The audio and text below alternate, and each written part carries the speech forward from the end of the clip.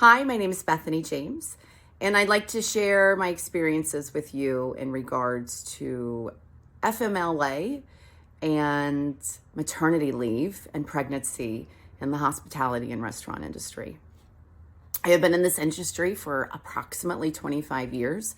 I started at 16 in California as a hostess, moved to New York City, worked all over California, lived in Arizona, worked in Arizona in restaurant industry, and now I am here in New Orleans working as a server, and I do event bartending. I have 3 children. My oldest is 18, and my middle is 15, and my youngest is 4. And I have been in the industry pretty much during the entire time that I have had my children. Thankfully and luckily enough, my oldest 2, I was living in California, and I had access to maternity leave and disability because California is one of the 10 states that has adopted a partial payment that you receive weekly when you are out on disability. I left early due to a high-risk pregnancy with both of my 2 children, and returned to work approximately 6 weeks later into the capacity of management. I worked as much as I could when I could, and honestly, the strain and the stress of the job of serving and bartending, especially when you work in a really high volume, really busy restaurant, puts a lot of stress sometimes on a pregnant woman, especially all the up and down if you have stairs and all that kind of stuff. So I was advised that I needed to go out on disability early with my first 2. With my youngest, I lived in the state of Louisiana. I wasn't working in a restaurant with her at that point. But here in Louisiana, workers have absolutely no protections for maternity and disability leave. There's no state access funds, same as in Arizona. I know, and I have worked with plenty of women that quite literally work up until the day that they have their child. And then I've seen one woman return back approximately 2 weeks after she had a child, which is actually the average. Approximately 1 in 4 women without access to maternity leave or job security come back with approximately 2 to 3 weeks after having a child,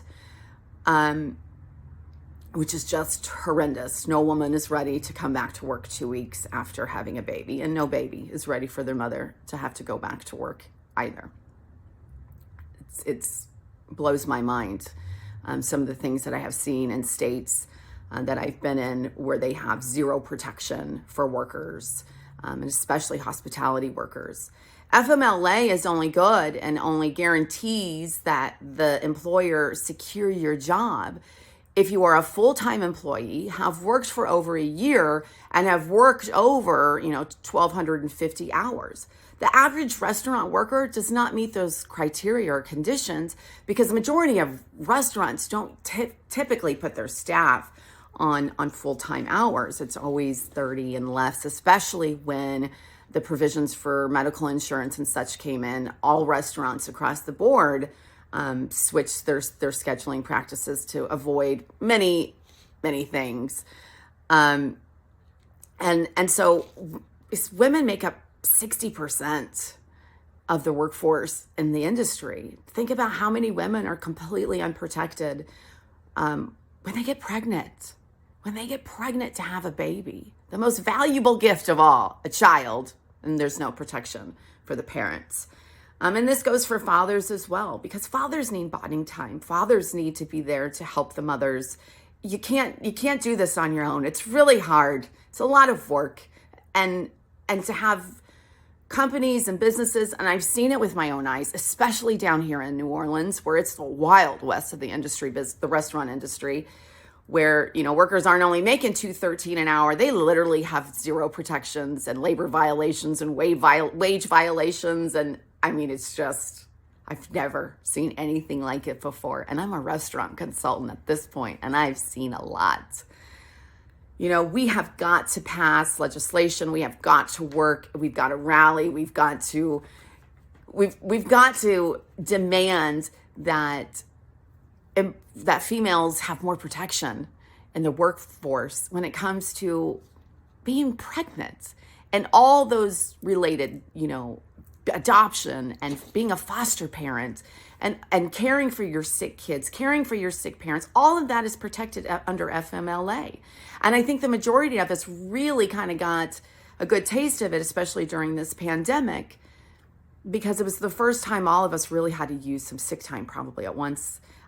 For all of us that have had children during all of this, I mean, I almost died of COVID.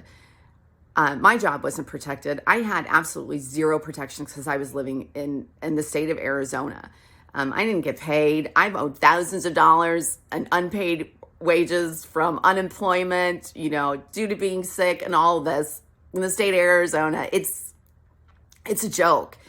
And there's no agencies, there's no oversight, and there's no protection for us. And there's nowhere to go to try to get protection from us because there's no agencies there to ensure that we have rights.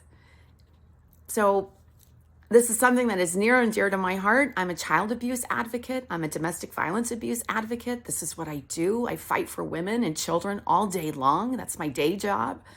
And this is something that has to be addressed in this country because we've got to value children and women more.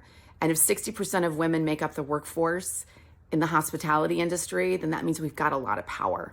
We've got a lot of power and we need to use it and we need to tap into it because children deserve better and we deserve better.